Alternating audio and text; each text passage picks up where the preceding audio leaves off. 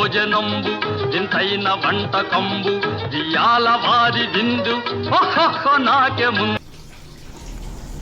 మిరియాల చారు ఎలా చేయాలో చూపిస్తాను. కడుపుల నొప్పి వచ్చినప్పుడు కానీ, అరుగుదల సరిగా లేనప్పుడు కానీ, ఆ పూట తృప్తిగా భోంచేయాలన్నప్పుడు కానీ ఈ చారు పెట్టుకోండి, చాలా బాగుంటుంది. దానికోసం ఒక ఎల్లుల్లిపాయ కావాలి, రేకలుగా చేసుకొని, ఒక చెంచా మిరియాలు, ఒక చెంచా జీలకర్ర. ఇలా ఒక చిన్న రోల్ తీసుకొని రోట్లోనే దంచండి వీటిని, మిరియాలు జీలకర్ర వేసి. మిక్సీలో అంత టేస్ట్ ఉండదు, రోట్లో ఉన్న టేస్ట్ మిక్సీకి రాదు.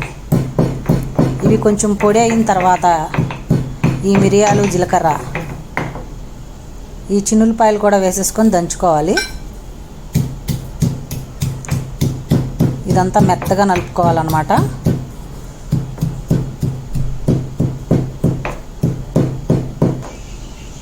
ఇవ్వండి, ఇలా అయితే సరిపోతుంది. ఇలా పొడి పొడిగా అవ్వాలన్నమాట. ఇది ఒక పక్కన పెట్టేసుకుందాం. ఇప్పుడు ఒక గిన్నెలో కొంచెం ఆయిల్ వేసుకుందాం. తాలింపు గింజలు వేసుకుంటున్నాను.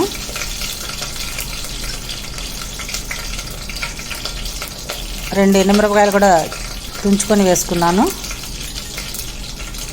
ఇవి కొంచెం వేగుతుండగా ఒక పావు స్పూను పసుపు వేసుకోవాలి. ఇందులో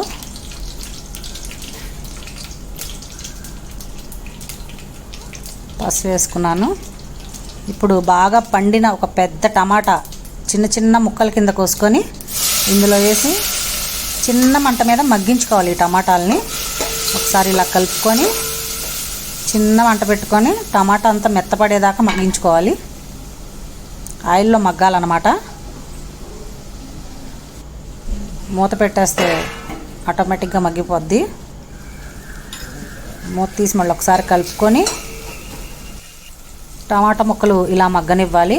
ఇప్పుడు ఒక చిన్న నిమ్మకాయ సైజ్ అంత చింతపండు రసం ఒక హాఫ్ లీటర్లో తీసుకొని మనకి ఎంత వాటర్ కావాలో పోసుకొని, నేనైతే హాఫ్ లీటర్ వేసానండి. ఇదంతా ఒకసారి కలుపుకోవాలి. చింతపండు రసం వేసేసుకొని కొంచెం వాటర్ పోసుకొని కలుపుకోవాలన్నమాట. ఎవరిష్టం వాళ్ళది. పులుపు కొంచెం ఎక్కువ కావాలంటే పులుపు కొంచెం వాటర్ తక్కువ వేసుకోండి. ఇప్పుడు ఏదైతే ఈ పొడి మనం కొట్టి పక్కన పెట్టుకున్నామో అదంతా ఇందులో వేసి కలిపేసుకుంటున్నాను ఒకసారి. చారు మరిగేటప్పుడే ఆ పొడి వేసి మరిగించుకోవాలన్నమాట. ఇప్పుడు ఒక కరివేపాకు 2 రబ్బలు తీసుకొని కాడలతోనే ఆ చారులో వేసేసుకున్నాను. అలాగే కొంచెం కొత్తిమీర కూడా తీసుకొని ఈ చారు మరిగేటప్పుడు వేసుకుంటే మంచి కమ్మటి స్మెల్ వస్తుందండి. ఇదంతా మరుగుతూ ఉండాలి చారు. ఇప్పుడే కొంచెం ఇంగువ వేస్తే మంచి టేస్ట్ వస్తుంది. నేను చిటికెడు ఇంగు వేసుకున్నాను మరిగేటప్పుడు. మనం ముందే తాలింపు పెట్టేసుకున్నాం చారుని, ఇంకా చారు తాలింపు పెట్టాల్సిన పని లేదు. ఇదంతా కూడా మరుగుతూ ఉండాలన్నమాట. అలా 2-3 పొంగులు వచ్చేదాకా మరిగితే సరిపోద్ది.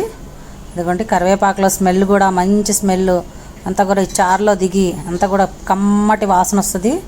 అసలు వాసనకే కడుపు నిండిపోద్దండి. ఏదన్నా చేసే విధానంలో ఉంటుంది. చారు చక్కగా మరుగుతుందన్నమాట.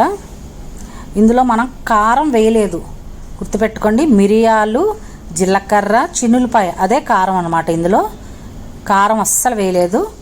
తాలింపులో ఎండుమిరపకాయలు వేసాను అంతే. చారు రెడీ అయిపోయిందండి, ఆపేసుకున్నాను. ఇప్పుడు ఈ చారుని ఓ బౌల్లో తీసుకుంటున్నాను.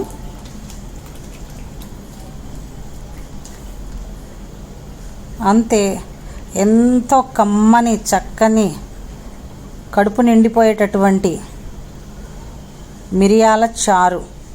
కమ్మగా భోంచేస్తారండి ఈ చారుతో. ఏమీ అవసరం లేదు, ఒక్కసారి ఇలా పెట్టుకొని చూడండి.